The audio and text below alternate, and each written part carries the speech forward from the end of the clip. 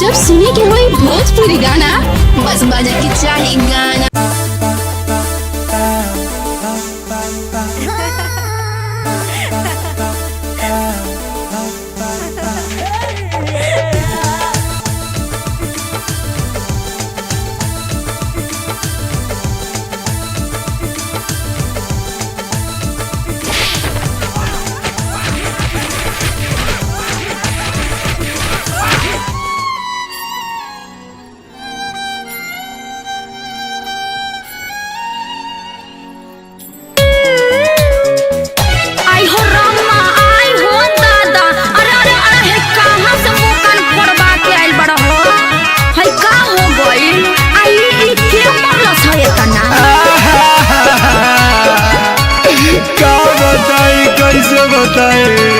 के मरले बाई ऐसे मुअली के मार कौन उन्नतिया हते यार बोलो के मरले बाई ऐसे मुअली के मार कौन उन्नतिया हते यार। अरे तोरा करत रे आ गली में तोरा धरइनी रे कैसे भाई से तोरा बिटइनी रे।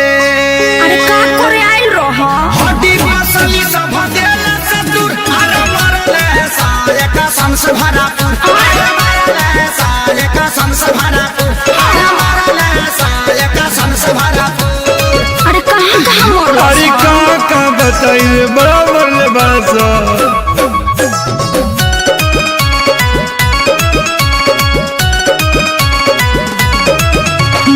खोला होट बलेटवा खिया दी अब नया राजा हरदी पिया दी। ढेर पालिश मरब नहीं झरला पनु न गारा बात मीठा मीठा जानी कारा। ओहो ऐसन कहे सोचता र तनिको न कोइला हस विचार कुर्ता पाया त कुल्ही देला सफार लहै हरदी गुड़ पीला तका कर मिले हम आईनी रे प्यार में गलती भारी कईनी रे। चुप रहो सब ठीक हो जाई। पूछा करू अब तू हर दिला गुड़ अरे मरले साले कसम से भरापुर अरे मरले साले कसम से भरापुर अरे मरले साले कसम से भरापुर। अरे चुप रहो चलो भोका माइस के सुई दिबा दी। वो कौन सुई है? दुख हरनी सुई। अच्छा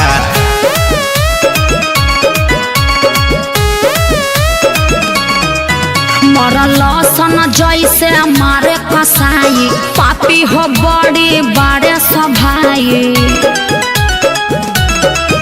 जनता रे खेसारी सभन के सब खेला है बचन के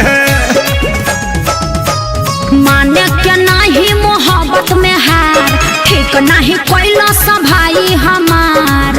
अरे हेंगा कोई मारेला अरे इज्जत अपन हम लुटैनी रे